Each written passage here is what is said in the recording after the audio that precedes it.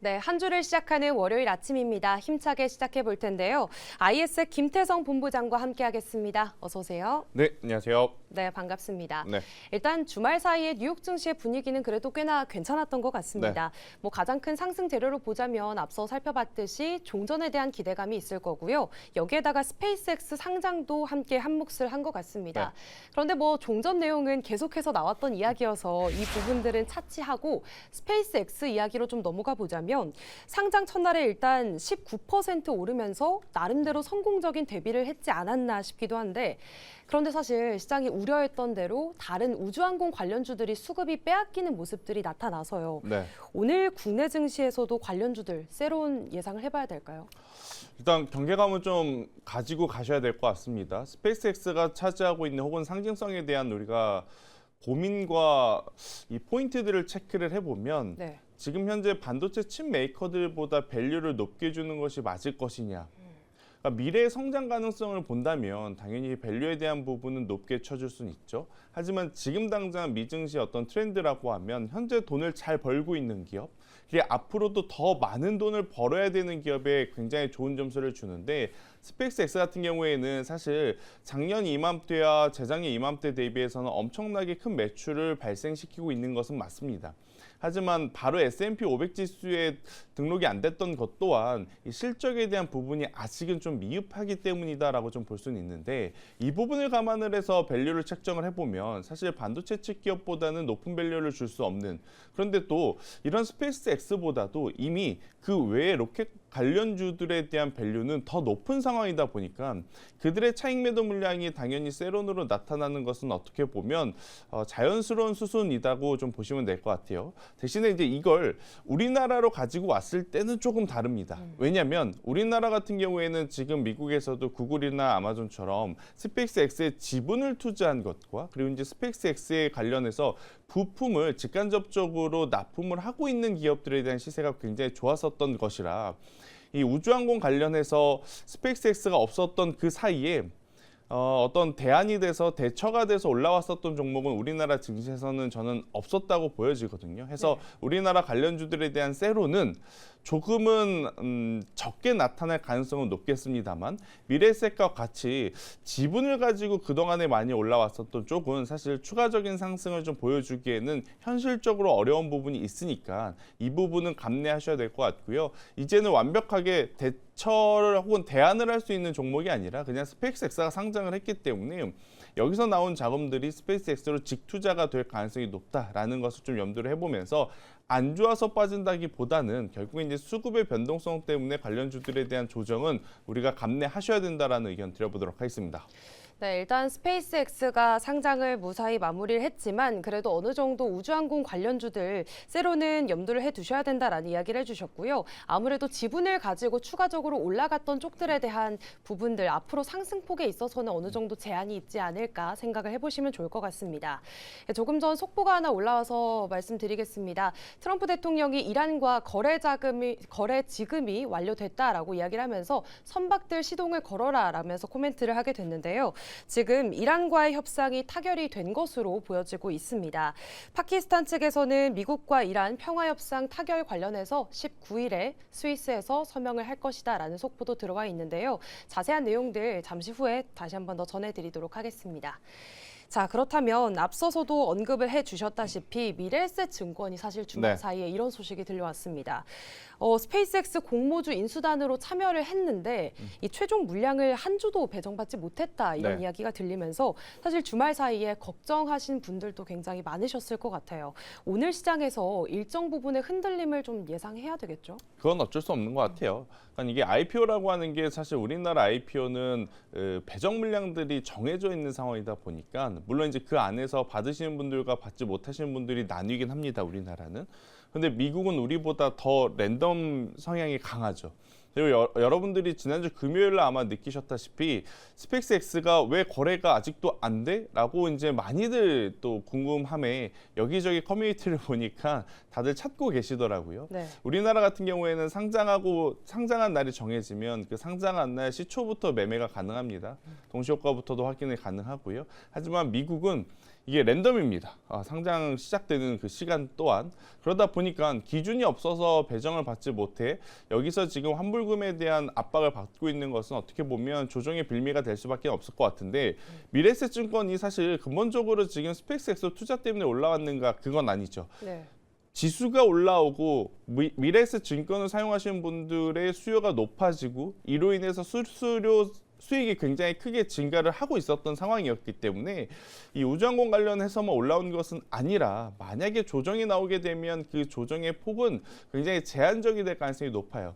왜냐하면 여러분들이 지금 증권주, 은행주들 바라보고 있는 전체적인 시각 자체가 우리나라 증시가 여전히 좀 탄탄하다라는 것을 기인하고 있다고 하면 저는 지금의 조정이 나오게 된다고 했었을 때는 그 조정을 이용한 매수세는 분명히 들어올 가능성이 높기 때문에 하락은 어떻게 보면 제한적이나 오늘 가장 큰 변수, 그러니까 이번 주에 가장 큰 변수는 오늘 미국과 이란의 어떤 타결, 협상일 것 같고요. 내일은 BOJ가 있을 것 같고 주후반부에는 FOMC가 있을 가능성이 높으니까 이 이벤트들은 지수에 굉장히 큰 변동성을 주잖아요. 해서 조정이 나오면 그 조정을 이용하되 최대한 나눠 사는 게 좋지 않을까라는 의견까지 한번 드려보도록 하겠습니다. 네, 미래에셋증권 주말 사이에 들려온 소식으로 인해서 오늘 장에서 어느 정도 흔들림은 예상을 해봐야 될 것 같습니다만 사실 그동안 스페이스X 모멘텀만으로 올라온 건 아니기 때문에 그 하락폭은 상대적으로 제한적일 수 있다라는 부분들까지 함께 생각을 해보도록 하겠습니다. 그렇다면 반도체로 넘어가서 지금 시장의 중심이기도 하죠. 그런데 이 안에서 지난주 금요일장에서 한미반도체가 굉장히 좋은 퍼포먼스를 냈습니다. 사실 1분기 실적 이후에 실적 쇼크가 나오게 되면서 시장 평가가 다소 엇갈린 구간 속에서 지금 반도체 장비주 흐름 굉장히 괜찮고요. 네. 스페이스X에 대한 모멘텀까지 붙게 된다면 지금부터 다시 한 번 더 신고가 뚫을 힘 기대해봐도 괜찮을까요? 한미반도체는 결국에는 삼성전자와 HBM의 그 증설 효과가 뚜렷하게 나타나고 있는 지금 상황이거든요. 네. 대신에 이제 앞서 앵커님께서 짚어주셨다시피 사실 반도체 장비주들은 개인 투자자분들이 적절하게 객관적인 판단을 통해서 투자를 하기가 조금은 난이도가 있는 분야라고 좀 보시면 됩니다. 굉장히 익숙하죠. 반도체 장비 기업들 리스트업을 쭉 보면 내가 웬만큼 다 들어본 기업들 그리고 내가 매매한 종목도 꽤 있는 부분이 이제 반도체 장비주인데 뭐가 어렵냐라고 하면 이번 분기에 수주를 받았어요. 예를 들어서 2분기에 수주를 받았는데 2분기에 출하를 못하면 실적 발표 때 그 출하 못한 게 빠지지 않습니까?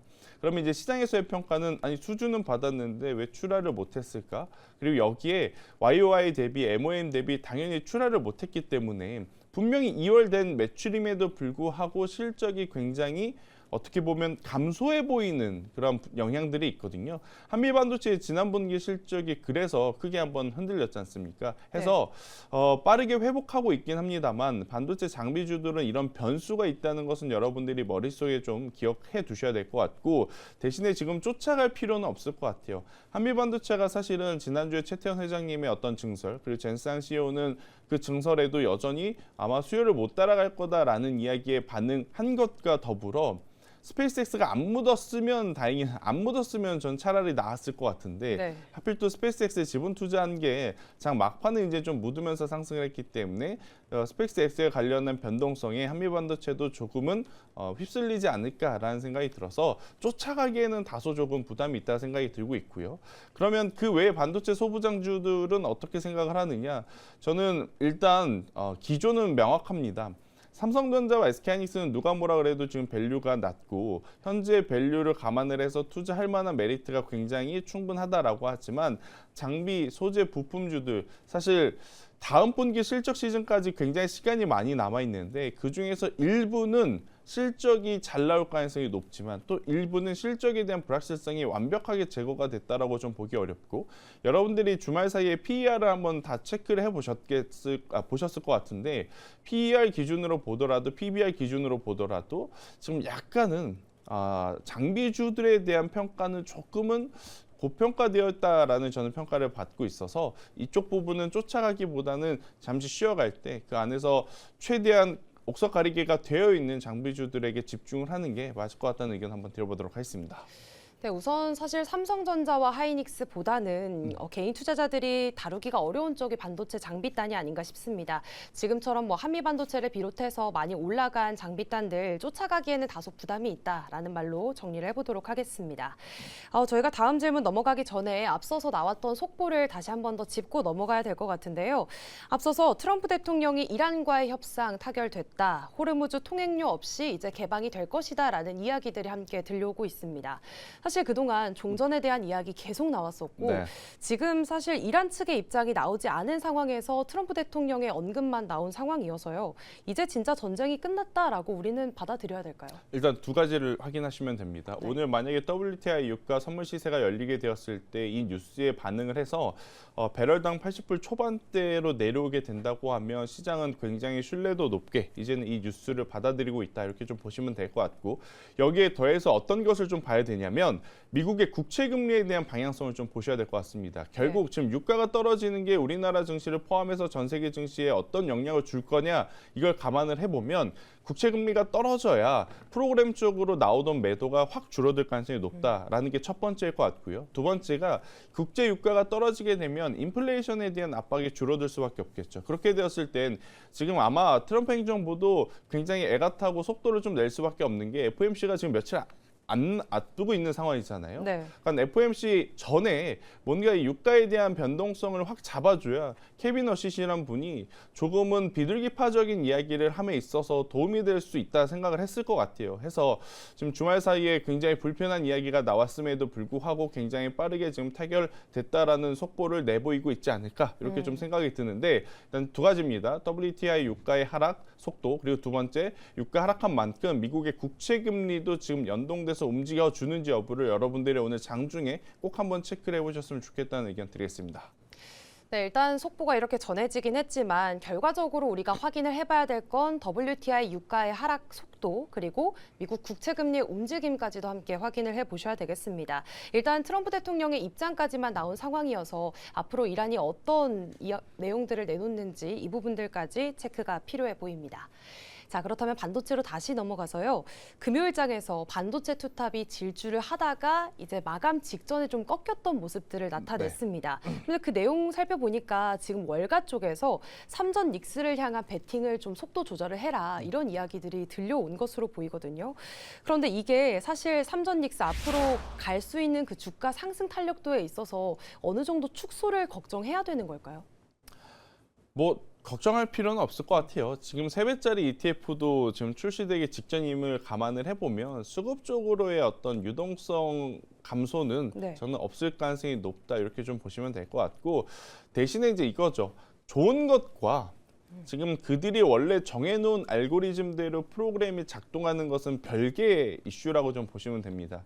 그러니까 이게 어쩔 수 없이 헤지펀드사들 그러니까 뭐 수천억 단위 혹은 조 단위의 자금을 운영을 하고 있는 쪽은 아무리 좋은 기업이라 할지라도 그들의 기준을 바꾸는 게 굉장히 쉽지 않거든요. 네. 여러분들이 흔히 접하시는 ETF도 마찬가지입니다. 지금 삼성전자, SK하이닉스 누가 뭐라 그래도 시장의 주도주임에도 불구하고 사실 이들의 비중을 더 높이는 것 자체가 나오지 않는 건 그만큼 알고리즘을 어떻게 보면 때에 따라 이렇게 바꾸게 되면 그게 득이 될 수도 있지만 독이 됐을 때는 완전히 펀드사 하나가 날아가는 거고 상품 하나가 그냥 없어지게 되는 결과를 초래할 수 있기 때문에 이들도 본인들이 지금 만들어낸 규칙을 지키느라 정말 애를 쓰고 있다. 이렇게만 이해를 하시면 될 것 같고요. 보통 2년에 ETF 리밸런싱 물량이 2번 나옵니다. 그게 언제냐면 6월과 12월 달 선물 옵션 만기 다음 날이거든요. 근데 이제 그게 공교롭게도 지난주 금요일이었죠. 네. 그렇게 되면 사실 많은 매스컴에서는 이런 이야기를 합니다. 블룸버그를 통해서 어떻게 보면 삼성전자 닉스에 대한 비중 이야기가 장 후반부에 어떻게 조정의 빌미가 좀 되지 않았는가라는 이야기를 하는데 그거라기보다는 제가 말씀드렸던 대로 ETF 리밸런싱 때문에 올라갔던 것은 일부 줄이고 그리고 조금 더 소외받았던 쪽은 올라오는 그런 현상이 나타났었던 상황이라서 금요일날 장 막판의 흐름과 그리고 금요일날 장 중에 잡힌 외국인들의 매수세를 우리가 너무 확대 해석할 필요는 없을 것 같고요. 오늘도 이 기조가 그대로 유지되는지를 보면서 개인 투자자분들도 비중 조절에 조금 더 집중을 하시는 게 맞을 것 같다. 그런데 이제 삼성전자, SK하이닉스는 최근에 너무 가파르게 올라온 게 문제인 것 같아요. 이걸 장기 투자 관점으로 보셔야 되는데 트레이딩 관점으로 보시려는 분들이 너무 많은 게 저의 또 나름의 고민이긴 합니다. 적어도 지금 아침에 시청하신 분들 같은 경우에는 이쪽을 단기적으로 접근하시기보다는 최소 중기적으로, 그러니까 연말까지는 가져간다 아니면 내년 상반기까지는 바라본다라는 관점으로 매매 전략을 고민을 하시는 게 더 맞을 것 같습니다. 네, 지금 지난주 금요일에 들려왔던 이 블룸버그 보도보다는 오히려 ETF 리밸런싱 역량이 조금 더 컸다라고 정리를 해보면 좋을 것 같고요. 삼성전자와 하이닉스 그 레버리지 상품이 출시되고 나서 단기적인 그 단타성 매매들이 좀 많이 나오고 있긴 한데 중장기적으로 바라보는 것이 좋겠다라는 이야기까지도 해주셨습니다. 그런데 금요일장에서 삼성전자가 조금 더 주가 탄력도가 좋았었잖아요. 네. 이제 구글 TPU 관련한 기대감 덧붙으면서 파운드리가 재평가받을 수 있다라는 이야기들이 들려오고 있어요. 네. 그런데 그동안 발목을 잡았던 게 또 파운드리 쪽이어서 네. 재평가를 받는다면 하이닉스보다는 상단이 더 열려 있다고 봐야 될까요? 그러니까 하루 걸러 하루 계속 핑퐁이 되죠. 하루는 SK하이닉스가, 또 하루는 삼성전자가. 일단 두 기업이 가지고 있는 장점과 단점이 너무나 명확하게 구별이 되어 있고, 이 또한 지금 시청자분들이 이미 다 알고 있는 상황인 거죠. 네. 지금 삼성전자는 누가 뭐라 해도 만약 여기서 한꺼풀 더 성장을 하기 위해서는 이 파운드리 쪽에서의 시장 점유율의 증가, 그리고 파운드리 쪽에서 점유율만 증가하면 절대 안 됩니다. 가장 중요한 건 얼마만큼 남겨 먹을 수 있는지가 포인트예요. 이게 왜 그러냐면 여러분들, 애플이 테슬라가 지금 삼성전자 파운드리를 찾아오잖아요. 이거를 너무 이제 우리가 확대 해석할 필요 없는 게 TSMC도 사업하는 기업입니다. 당연히 뭐 어떻게 보면 기부하거나 봉사하는 기업이 아니죠.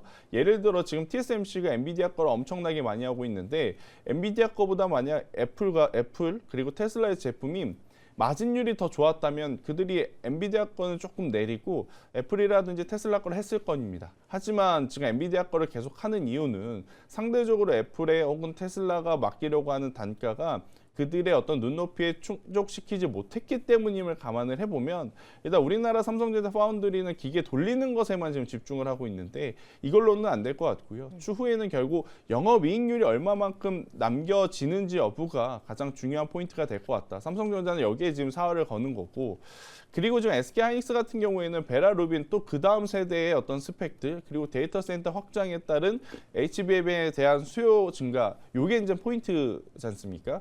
그래서 뉴스 하나하나에 어느 날은 삼성전자가 어느 날은 지금 SK하이닉스가 서로 우위를 좀 보이는 날이 생기는 것 같긴 합니다만, 지금은 저는 두 기업의 비중을 동일하게 가지고 가야 크게 흔들리지 않고 뭔가 반도체 소부장 아니면 그 외의 코스닥에서 만약 고개를 들어준다고 하면 새롭게 올라오는 섹터들을 볼 수 있는 여유가 생기는 거지, 삼성전자만 혹은 SK하이닉스만 지금 이렇게 담아냈는데 삼성전자를 가지고 있는데 SK하이닉스만 올라가거나 SK하이닉스만 가지고 있는데 삼성전자만 올라가거나 이러한 현상이 발생이 되게 되면 아무리 좋은 기업을 지금 투자를 하더라도 계좌는 크게 나아지지 못할 가능성이 높거든요. 그래서 현재로서는 삼성전자, SK하이닉스의 비중을 저는 가장 좀 비슷하게 가져가는 게 좋을 것 같고, 이게 힘들면 이미 이 비중을 맞춰놓은 상품들이 있지 않습니까? 타이거 반도체 ETF라든지 코덱스 반도체 ETF, 이쪽에 대한 관심도를 한번 높여보시는 게 더 나을 것 같다는 의견 한번 들어보도록 하겠습니다.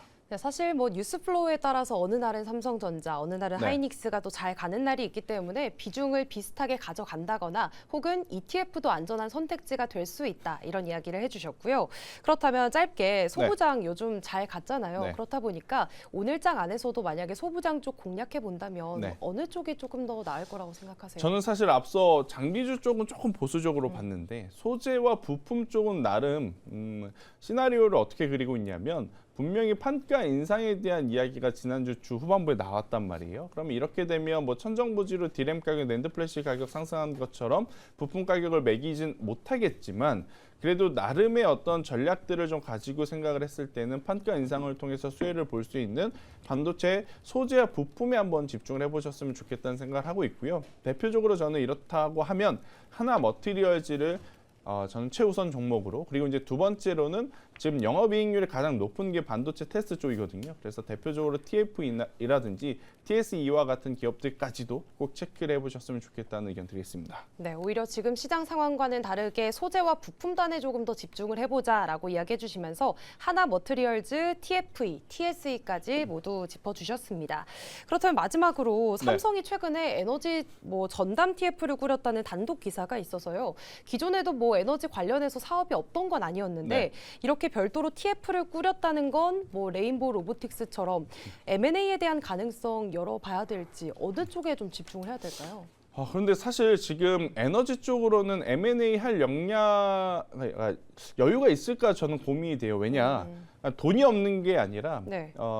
굉장히 많은 미국 에너지 관련사들의 지분을 지금 확보를 한 게 삼성전자의 현재까지의 행보였었거든요. 아마 M&A보다는 이 에너지 쪽은 지분을 더 늘리지 않을까? 저는 이런 생각이 들어서 M&A로 여러분들이 예상되는 기업들 체크를 하시는 것보다는 지금 삼성전자가 지분을 투자하는 미국 내 에너지 기업들, 특히나 냉각 기술 쪽에 버티볼딩스와 같은 기업들의 지분은 좀 빠르게 늘려갈 가능성이 높은 상황이라서요. 네. 이쪽을 체크를 하는 게 훨씬 더 나은 전략이지 않겠나라는 말씀을 드리겠습니다. 네, 지금 삼성전자의 여력으로 봤을 때는 M&A보다는 지분을 조금 더 늘려가는 방식으로 진행될 가능성이 높다라고 점쳐주셨으니까요. 삼성전자가 어떻게 또 지분 투자를 하게 되는지 이런 부분들 추이를 살펴보셔야 될 것 같습니다. 네, 지금까지 김태성 본부장과 함께했습니다. 고맙습니다.